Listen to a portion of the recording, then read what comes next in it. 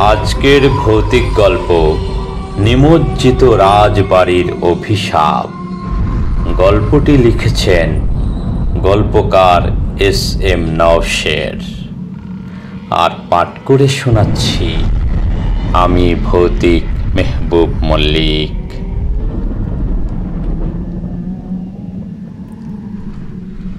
চাকমা রাজার আদি বাড়ি ছিল চট্টগ্রামের রাঙ্গুনিয়া।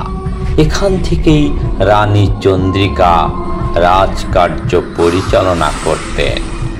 1800 শতকের মাঝামাঝিতে তার মৃত্যুর পর তার পুত্র চাকমা রাজা হয়ে রাঙ্গামাটির কাপ্তাই এলাকায় সরে আসার সিদ্ধান্ত নেয় এবং এখানে রাজপ্রাসাদ নির্মাণ করে।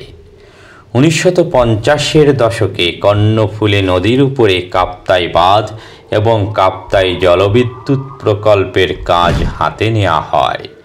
1962 সালে কাপ্তাই বাঁধের সব গেট বন্ধ করে দেয়া হলে এই অঞ্চলে হু হু করে পানি বাড়তে থাকে এবং 54,000 একর ফসলি জমি লেকে তলিয়ে যায় এবং প্রায় লাখখানেক পরিবার উদ্বাস্তু হয়। সেই সময় চাকমা রাজার বাড়িটিও লেকের মাঝে তলিয়ে যায়। চাকমা রাজা তখন সরে আসেন রাঙ্গামাটি শহরে। তবে 1986 এবং 2006 সালে লেকের পানি কমে যাওয়ায় এই প্রাসাদ আবার ভেসে ওঠে। আমি কাপ্তাই এবং রাঙ্গামাটি ভ্রমণ করেছি এবং বিশেষ অনুমতি নিয়ে সেই বাঁধের উপরেও গিয়েছিলাম। এই গল্পের সব ঘটনা আর চরিত্র আমার কল্পনা, তবে রাজা ত্রিদিব রায় বাস্তবেই চাকমা রাজা ছিলেন। 1962 সালের এক অস্বাভাবিক সকাল। কাপ্তাই বাঁধের জলবিদ্যুৎ প্রকল্পের কারণে কর্ণফুলীর জলস্তর ধীরে ধীরে উপরে উঠছে। পাহাড়ি আদিবাসীরা তাদের শত বছরের ভিটেমাটি ছেড়ে চলে যাচ্ছে, কিন্তু চাকমা রাজার বাড়ির পাথরের প্রাচীরগুলো তখনও দাঁড়িয়ে ছিল। চাকমা রাজা ত্রিদিব রায় ছিলেন পরম বিশ্বাসী। তিনি বিশ্বাস করতেন রিচাং মা চাকমাদের রাজ্য রক্ষা ও অভিশাপের দেবী। তার রাজ্য ও প্রাসাদকে কখনোই ডুবতে দেবেন না, কিন্তু প্রকৃতির রুদ্ররূপের কাছে সে বিশ্বাস ছিল অসহায়। রাজবাড়ি যখন ডুবছিল তখন রাজা পাথরের সিংহাসনে বসে রিচাংমার মূর্তির পায়ে মাথা রেখে প্রার্থনা করেছিলেন। লোককথা বলে সেই দিন থেকেই রাজবাড়ির ধ্বংসস্তূপের উপর নেমে আসে এক অভিশাপ। 2017 সাল। ডক্টর আরিয়ান চৌধুরী ঢাকা বিশ্ববিদ্যালয়ের প্রত্নতত্ত্ব বিভাগের খ্যাতিমান অধ্যাপক। পরিচিত ছিলেন তার লস্ট সিটিজ অব বেঙ্গল সিরিজের জন্য, কিন্তু তার আরেক পরিচয় ছিল আরও গোপন। তিনি ছিলেন eastern occult research society EORS এর একজন সক্রিয় সদস্য। EORS ছিল এক গোপন সংগঠন যারা বাংলার প্রাচীন অভিশাপ, লোককথা আর অতি প্রাকৃত ঘটনার বৈজ্ঞানিক ও আধ্যাত্মিক অনুসন্ধান চালাত।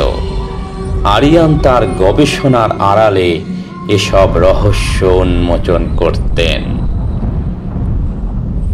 তার কাছে তথ্য ছিল রাজবাড়ির অভ্যন্তরে একটি শক্তি যন্ত্র ছিল যা জলবিদ্যুৎ প্রকল্পের সময় ভেঙে পড়েছিল। সেই যন্ত্রই ছিল রিচাংমার শক্তির আধার।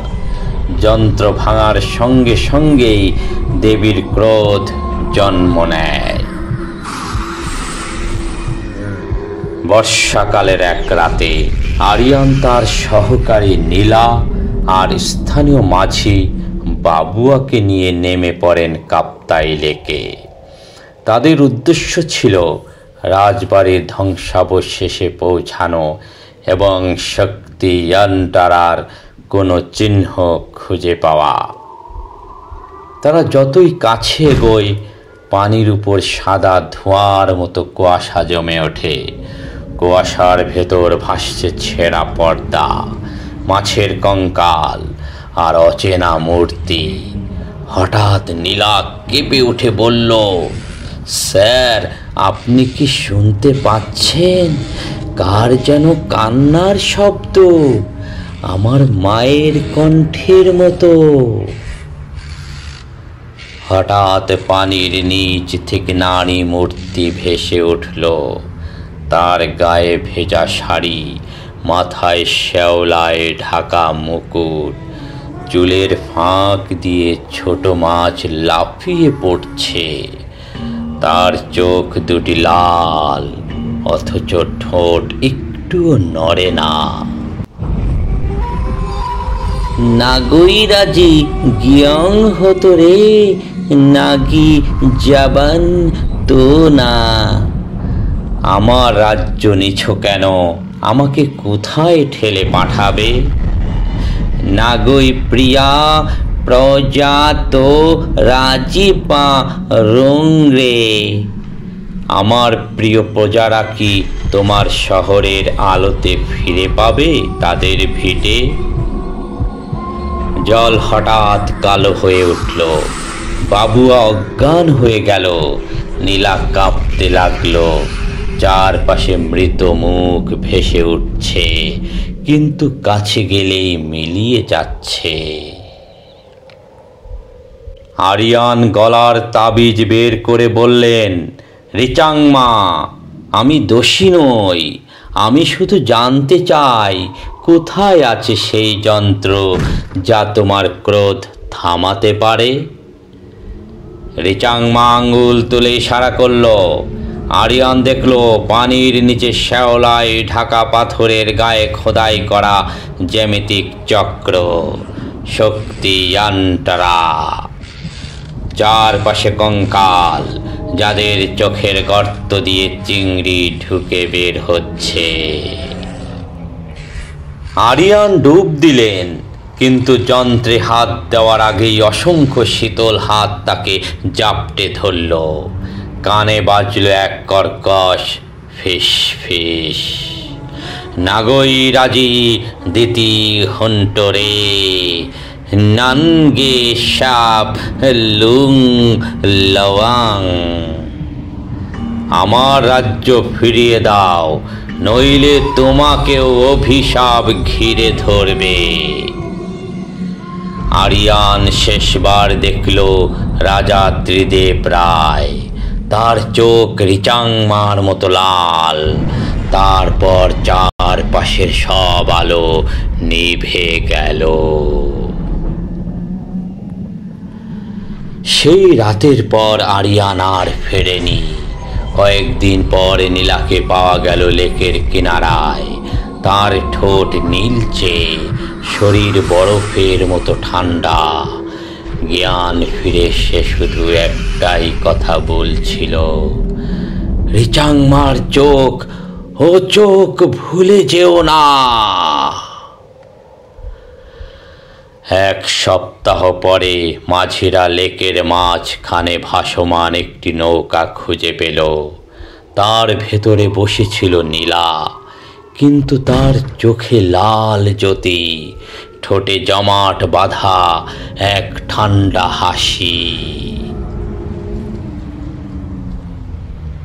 আজও কাপ্তাই লেকের নির্দিষ্ট রাতে রাজবাড়ির ধ্বংসস্তূপের উপর রিচাংমার আত্মা ভেসে ওঠে।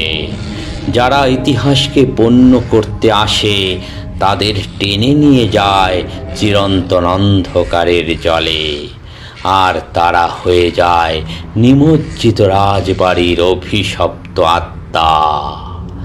চোখে লাল আলো, ঠোঁটে নীরব হাসি নিয়ে।